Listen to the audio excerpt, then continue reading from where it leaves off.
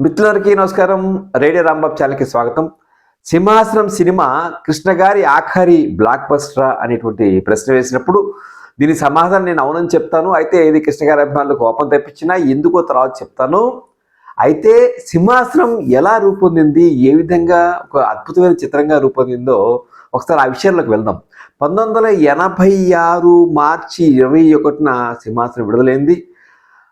Just మీరు నమ్మరు 60 రోజుల్లో ఈ సినిమాని ముగించారు. ఆ రోజుల్లో నాకు బాగా గుర్తు 1985 ఆ ప్రాంతాల్లో పద్మాలయ స్టూడియోస్లో సింహాసనం కోసం గొప్పగా సెట్స్ వేశారు. ఆ సెట్స్ మేము కోటి నుంచి మెహదీపట్నం మీదుగా బిహెచ్ఎల్ వస్తుంటే దూరంగా కనిపిస్తూ ఉండేవి. సింహాసనం సెట్స్ అంతా ఒక సంచలనం సృష్టించే ఆ రోజుల్లో. ఇక సింహాసనం సినిమా కృష్ణ ఎందుకు తీయాలనుకున్నారు అంటే కృష్ణ గారికి ఎప్పటి నుంచో ఒక జానపద చిత్రం తీయాలనేటువంటి కోరిక ఉండేది. అయితే చాలామంది ఆయన వారించారు, వద్దు ఎందుకు అలాంటి ప్రయత్నం అని చెప్పని. అయినా కూడా తగ్గకుండా ఎప్పుడైతే ఆయన సినిమా ఫీల్డ్లోకి వచ్చి సినిమా రంగంలోకి వచ్చి ఒక 20 సంవత్సరాలు పూర్తయిందో అప్పుడు తను డైరెక్షన్ చేస్తే బాగుంటుంది, అది ఒక జానపద చిత్రం చేస్తే బాగుంటుంది అన్నప్పుడు ఆయనకి మహారథి గారు ఆయన హనుమంతరావు గారు, ఆశీశ్వర గారు, అలాగే మహారథి గారు ముగ్గురు అంటే వీళ్ళు నలుగురు కలిసి ఈ చర్చించినప్పుడు సింహాసనం కథ రూపొందింది. సింహాసనం కథని ఆయన మహారథి గారు ఒక చారిత్రక జానపద అంశాలతో కలిపారు. అయితే ఇది పూర్తిగా చారిత్రక అంశాలతో రూపొందిస్తే కమర్షియల్ వాల్యూస్ అని చెప్పి జానపద చిత్రం వైపే మొగ్గు చూపి కృష్ణ గారికి ద్విపాత్రాభినయం చేస్తే బాగుంటుందని 2 రోల్స్ క్రియేట్ చేశారు. ఒక రోల్ ఏమో అందులో విక్రమసింహుడి పాత్ర చాలా ప్రధానమైంది. ఆ విక్రమసింహుడి పాత్రకి ఆయన కాకతీయ రాజ్యంలో ఉన్నటువంటి గోనగన్నారెడ్డి పాత్ర స్ఫూర్తిగా తీసుకున్నారు. అలాగే అవంతిదేవి అనేటువంటి అలకనందాదేవి పాత్రని ఆ పాత్రకి రాణి రుద్రమదేవిని స్ఫూర్తిగా తీసుకున్నారు. ఈ 2 పాత్రలు అనుకున్న తర్వాత ఆయనకి చంద్రగుప్తుడి కాలంలో రాక్షసామాత్యుడు ఒక విషకన్యను ప్రయోగించారనేటువంటి కథని ఆధారంగా చేసుకుని చందనగంధి అనేటువంటి పాత్రని క్రియేట్ చేశారు. ఇలా కథ రూపొందిన తర్వాత దాని తర్వాత విస్తరించుకుంటూ వెళ్ళారు. 2 రాజ్యాలు, ఒకటి దశార్థ రాజ్యం, మరొకటేమో అవంతి రాజ్యం. ఈ 2 రాజ్యాలలో సింహాసనం కోసం జరిగేటువంటి పోరును విక్రమసింహుడు అనేటువంటి ఒక ధీరోదత్త నాయకుడు ఏ విధంగా ఆ కుట్రలు 2 రాజ్యాల్లో జరిగే కుట్రల్ని భగ్నం చేసి ఎవరికి సింహాసనం చెందాలో వారికి మాత్రమే చెందేలా చేసి రాజ్యపాలన లక్షణాలు, ధర్మం గురించి చెప్పడం అనేది కనిపిస్తుంది. ఈ చిత్రంలో మహారథి గారి సంభాషణలు చాలా అద్భుతంగా అనిపించాయి. నిజానికి ఈ సినిమా కథ చాలామందికి ఇది బాహుబలికి ఇన్స్పిరేషన్ అని చెప్తారు. నిజమే ఉండొచ్చు. ఆ సెట్స్ కానీ ఆ గ్రాండ్యూర్ కానీ అద్భుతంగా సింహాసనంలో మనకి కనిపిస్తుంది. మహారథి గారు సమకూర్చినటువంటి ఆ సంభాషణలు మాత్రం నాకు చాలా అద్భుతంగా అనిపించాయి. నిజంగా బాహుబలిలో కూడా అంత గొప్పగా సంభాషణలు ఉండవు. ఆయన ఇద్దరు ద్విపాత్రాభినయం చేసినప్పుడు ఒకరు ఎదురుగా కనిపించినప్పుడు మన ఇద్దరం ఒకేలా కనిపిస్తున్నామంటే ఈ సామ్యం కుదిరిందంటే దానికి ఏదో ప్రయోజనం ఉండే ఉంటుంది అని చెప్పి ఒక కృష్ణ మరొక కృష్ణతో అంటాం అనేది, అట్లాంటి డైలాగ్స్ చాలా బాగుంటాయి. మధ్యలో ప్రజాప్రతినిధులు వాళ్ళ ఎంపిక ఇలాంటి అంశాలు కూడా చాలా ప్రస్తావిస్తారు. ఈ సినిమాలో కొన్ని ప్రత్యేకతలు మీ అందరూ తెలిసినవే మళ్ళీ చెప్తాను. ఒకటి, సినిమాని 70mm స్టీరియోఫోనిక్ సౌండ్లో నిర్మించారు. 6 ప్రింట్లు ఆ 70mm ప్రింట్లో చేశారు. తర్వాత హిందీలో కూడా ఈ సినిమాని తీశారు కృష్ణ దర్శకత్వం వహించారు. స్క్రీన్ ప్లే ఆయనే చూసుకున్నారు, ఎడిటింగ్ ఆయనే చూసుకున్నారు, 2 పాత్రలు పోషించారు. అంటే ఓ పక్కన ఆయన బిజీగా ఉన్నా 86కి ఆయన ఇంకా బిజీగా ఉన్నారు. అంత దాంట్లో కూడా కృష్ణ గారి ఆ సంవత్సరం వచ్చేటువంటి మరో డబుల్ యాక్షన్ సినిమా సింహాసనం చిత్రం మాత్రం ఒక అద్భుతమైనటువంటి క్లాసిక్ మాత్రమే కాదు, అలాగే ప్రజాదరణ పొందినటువంటి సినిమాగా నిలిచిపోతుంది. ఈ సినిమాలో ఆయన యూజువల్గా ఉండే క్యాస్ట్ అంతా బాగుంటుంది. ఈ సినిమాలో క్యారెక్టర్ల పేరు చాలా ఆశ్చర్యంగా ఉంటాయి. విదూషకులకేమో బొక్కుటేశ్వరుడు, కుక్కుటేశ్వరుడు అని పేరు పెట్టారు. అలాగే కృష్ణ పాత్రలకేమో విక్రమసింహుడు ఒక పాత్ర, ఇంకోటేమో ఆదిత్యవర్మ అనే పాత్ర పెట్టారు. అలకనందాదేవి జయప్రద పెట్టారు. అలాగే అమాత్యులు అక్కడ ఇక్కడ 2 అమాత్యులు, ఒక రాజగురువు, ఒక అమాత్యుకేమో శ్రీకంఠయ్య అని పెట్టారు. అది గుమ్మడి పోషించారు, అది అవంతి రాజ్యంలో. మరొకటేమో ఈ దశార్థ రాజ్యం అన్నారు, గమ్మత్తుగా ఉంది. దశార్థ రాజ్యం అంటే పేరు పెట్టారు. ఇక్కడేమో గండభైరుండామాచులు ఉన్నారు, ప్రభాకర్ రెడ్డి పోషించారు. అలాగే ఉగ్రరాహు అనేటువంటి ఒక విలన్ పాత్రని సృష్టించారు. అలాగే కాలకేతు, ఈ రకమైనటువంటి నామింక్లేచర్ అంతా నాకు తర్వాత కాలంలో బాహుబలికి చాలా స్ఫూర్తి అయిందేమో అని చెప్పి నేను అనుకుంటున్నాను. మీరేమంటారో మీరు కూడా చెప్పండి తప్పకుండా. బప్పీలారి తొలిసారిగా ఒక తెలుగు సినిమాకి మ్యూజిక్ చేశారు. 5 పాటలు. ఆ రోజుల్లో ఆకాశంలో ఒక తార, నా కోసం వచ్చింది ఈవేళ అనేటువంటి పాట అద్భుతమైన హిట్. రాజ్ సీతారాం లాంటి కొత్త గాయకుడు పాడినా కూడా ఆ పాట ఆ రోజుల్లో ప్రజలకు చాలా వెళ్ళిపోయింది.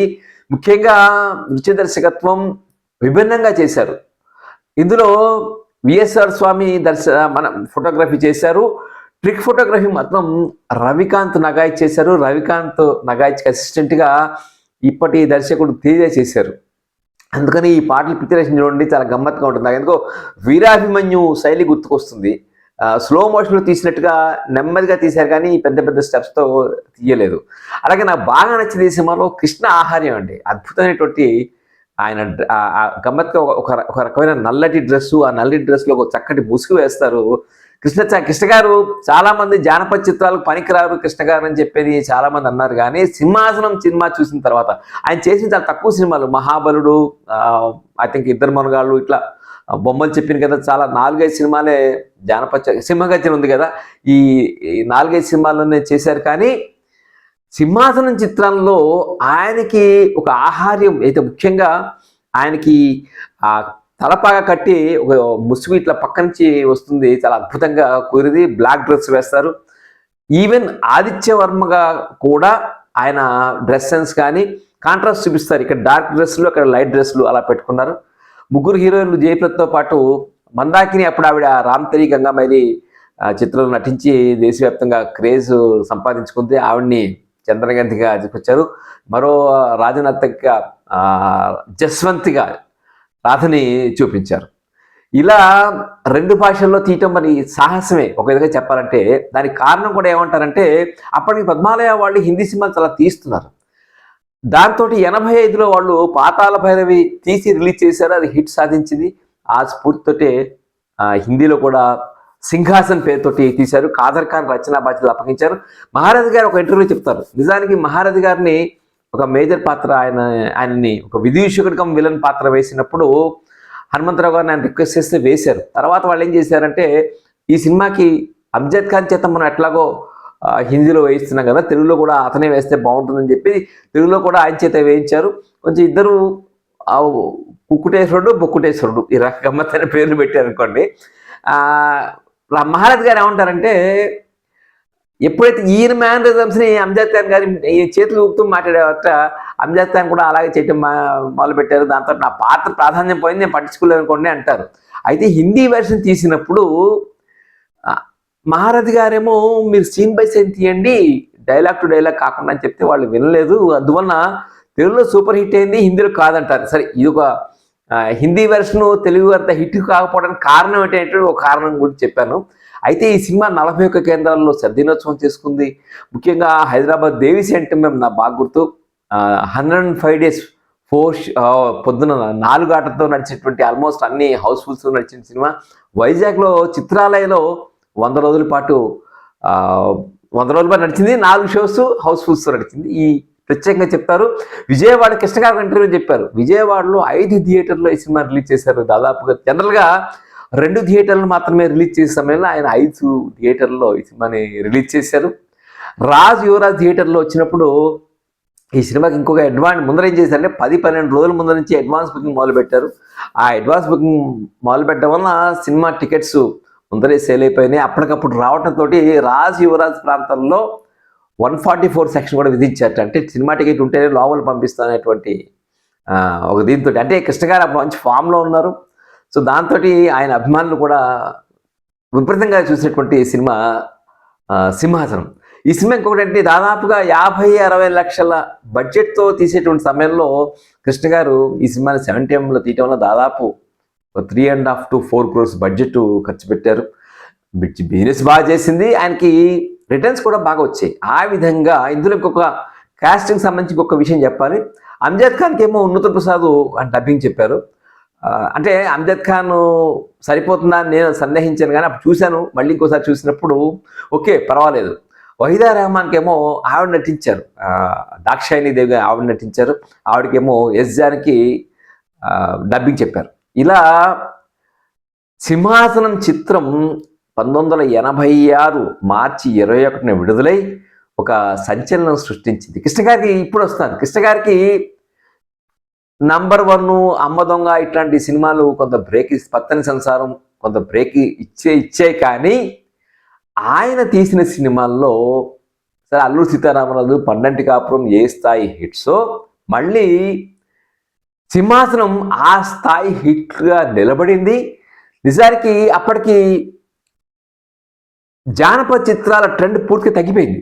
జానపద చిత్రాలు ట్రెండ్ తగ్గిపోయినా కృష్ణ గారు నేను తీసినప్పుడు తీయాల్సి అనుకున్నారు. పద్మాలయ స్టూడియోస్లో దాదాపుగా ఒక పెద్ద 3.5-4 ఎకరాల్లో ఆ రాజప్రసాదాల సెట్లు, ఆ బొమ్మ, అందులో విగ్రహాలు పెట్టిన అవన్నీ మీరు చూస్తే ఎక్కడో మనకి బాహుబలికి ఏదో రకంగా కొంత సింహాసనం చిత్రం నుంచి ఇన్స్పిరేషన్ పొందింది అని చెప్పి తప్పకుండా అనిపిస్తుంది. ఇది నాకు అనిపించేటువంటి మాట. ఇక పోతే బ్లాక్ బస్టర్గా ఆయనకి ఇది ఆఖరి బ్లాక్ బస్టర్. అంత గొప్పగా తీసినటువంటి సింహాసనం సినిమా. ఈ సినిమాని ఎవరైనా సరే మళ్ళీ రిలీజ్ చేస్తే బాగుంటుందని చెప్పి నేను అనుకుంటున్నాను. ఈ సినిమాలో ముఖ్యంగా కొంతమంది పాత్రలు, అభంగ దేవుడిగా రాజగురుగా నటించిన సత్యనారాయణ ఒక అద్భుతం. అట్లాంటి నటులు మళ్ళీ దొరకరు కదా, అని అద్భుతంగా చేస్తారు. గుమ్మడి వీళ్ళంతా చిన్న చిన్న పాత్రలు, కానీ ఒక గొప్ప విలన్గా సత్యనారాయణ గారు అద్భుతంగా చేస్తారు. అలాగే ఇక్కడేమో క్షేమేంద్ర భూపతి గారేమో కాంతారావు చేస్తారు. సో ఇక్కడ అలకనందాదేవిగా జయప్రద. ఈ రకంగా ఒక అట్మాస్ఫియర్ని బ్రహ్మాండంగా బిల్డ్ చేసినటువంటి సినిమా సింహాసనం. 86లో పూర్తిగా సాంఘికాలే ఏలుతున్నటువంటి రోజుల్లో ఒక సంచలన చిత్రం సింహాసనం తీసి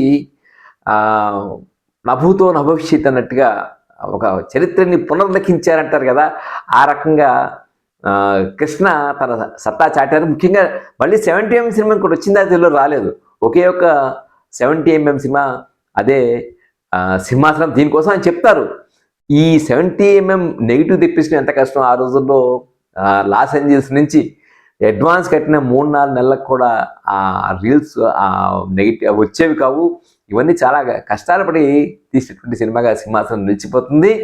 బప్పీలారి తొలిసారిగా మ్యూజిక్ చేశారు, అద్భుతంగా చేశారు. కృష్ణ దర్శకత్వం వహించి అద్భుతంగా 2 భాషల్లో దర్శకత్వం చేశారు. ఆ తర్వాత ఆయన చాలా సినిమాలు దర్శకత్వం వహించారు. కానీ సింహాసనం చిత్రాన్ని ఏది కంప్లీట్ చేయలేనంతగా ఆయన దర్శకత్వం వహించి కృష్ణ జానపద చిత్రాలకు కృష్ణ గారు సరిపోరు అనేటువంటి అపప్రదని ఆయన తొలగించారు. అది నేను అనుకుంటున్నాను. ఆ విధంగా సింహాసనం ఒక గొప్ప బ్లాక్ బస్టర్గా నిలిచిపోయింది.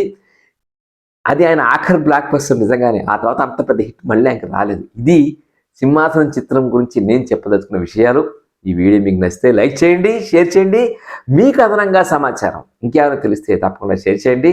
తప్పకుండా చేస్తారు కదా. రేడియో రాంబాబు ఛానల్ని సబ్స్క్రైబ్ చేయడం మర్చిపోకండి. నమస్కారం. Thank you.